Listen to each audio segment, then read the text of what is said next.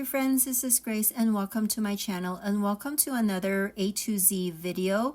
And this time around the prompt, the spinner fell on D and the prompt is die cuts. And so I am going to pull out some die cuts from my stash and try to make a layout with it. So idea behind this year-long series is that I am trying to use up some supplies in my stash and I'm focusing on one specific theme or material at a time, and I made it into an alphabet kind of challenge wherein a material that starts with letter A will be the A prompt, B prompt, C, and so on. And so for D, the prompt that I have is die cuts. I have this binder that I've had for a long time where I keep my die cuts. So my tendency to, when I use my die cut machine, I have Silhouette Cameo, by the way, and it's a very old Cameo. I've kind of been contemplating if I should get a new one, but it's still working. Anyways, I do these like mass cuts, and so I would cut things that I don't really have a plan for, but I would just cut them, and then I'd put them in trading card sleeves, like baseball card sleeves, and then I put them in a binder. So that's where they live, and sometimes I forget that they're there and it really helps when I have a challenge kind of like this, where I could pull them out and remember that I have all these little bobs and things that I could use. So my idea for die cuts, the initial thing is to actually use it as a stencil. And the idea came because I have these stars. They were actually left over. I used a negative space to create a layout many years ago, and I kept the stars. Now, the pattern paper that I cut it from, I don't really care for, and so I figured I can use that as a stencil, because if I don't have any plans of actually using the stars as it is, because the pattern is not something that I feel like I could use, then I could at least use it to mask that space and then just throw it away, because at least I have used it on my page. And then I am using some spray mist. I have a couple that's a Heidi Swap, and then I'm going to use one that's a Tattered Angels, which if you've been around in the scrapbooking world, you know that Tattered Angels is a fairly old, almost 10 years old kind of product. Anyways, I use that. As you can see, I didn't even adhere it. I just laid it down and then just sprayed it. And then, of course, I let that dry. And then I'm going to adhere that on a piece of pattern paper that I also gutted the inside, because I know that it's not going to be seen on my layout anyways. So I'm going to save that for another project. And I also used some circles. Again, I had them left over for another project, and so I figured I would use that here. And I like how they created somewhat of a visual triangle, because they're in three different corners of my layout. I had adhered or added some glue on the part where it's not sticking on the background paper, so I'm just kind of peeling that off, and it's very easy to peel, so I don't have any problems with that. If I were to do it again, of course I should have just put the glue on the actual background, because then I know that it's not going to hit an open part of the frame. But alas, I didn't do that. Anyways, as you can see, there's that three different spots of where the half circles are, and that's where that's going to live. Now, I have three photos on that I'm going to put on this layout.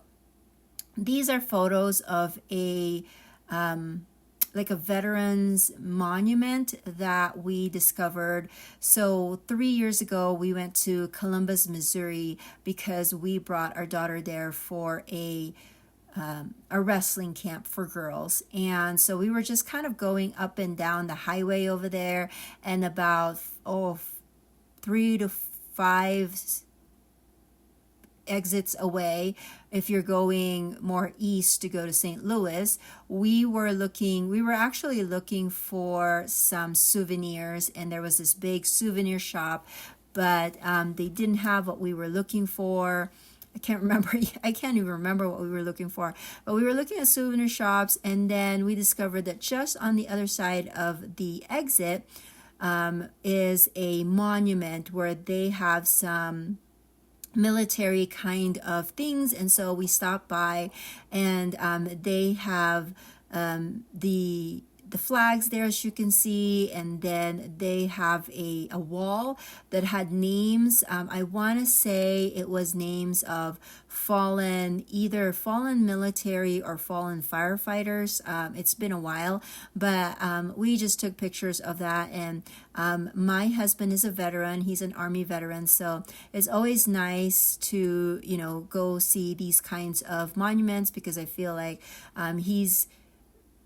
even though he didn't lose his life when he was in service, it just reminds me of the service that he did do while he was in the military.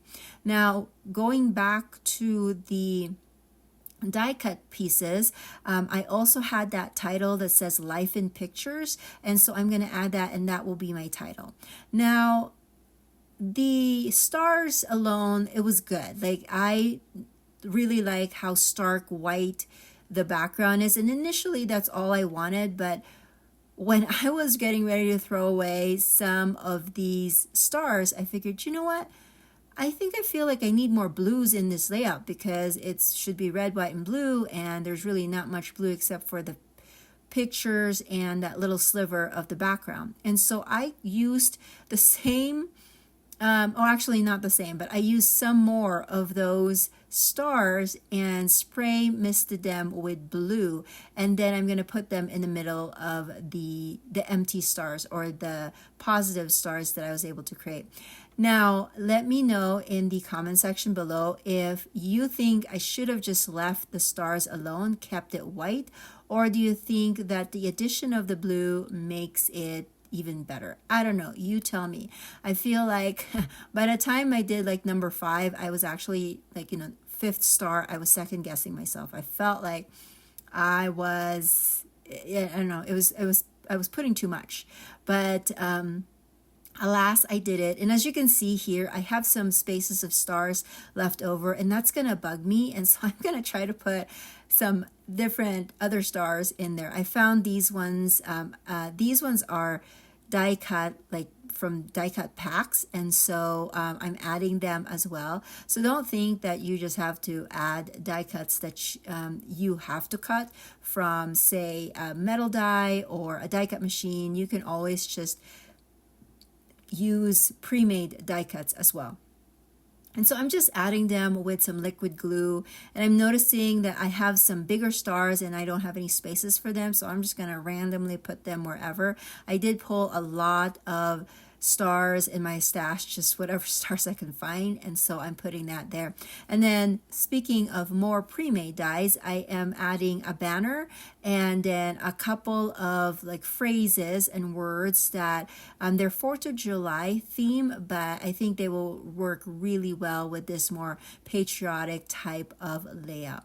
So if you like to participate, you are welcome to pull out your dies, create your layout wherever you like to share your layout, post them, and then if you won't mind, put it on the comment section below so that I could go and look at it and leave you some love.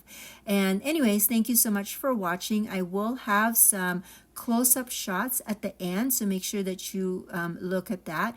And then if you like these videos, please consider giving it a thumbs up and subscribing, and also hit the bell button so that YouTube will notify you when I have posted a new video. Until then, watch till the end, and I will see you guys in the next video. Just a heads up, these are really tiny stars, and again, they are die cut. They are like positive from a negative background that I had used, so I save them all. I don't know why I save them all, but I save them all. So I'm going to add a few of them here on this layout as well. Thank you so much for watching, and I'll catch you in the next video. Bye now.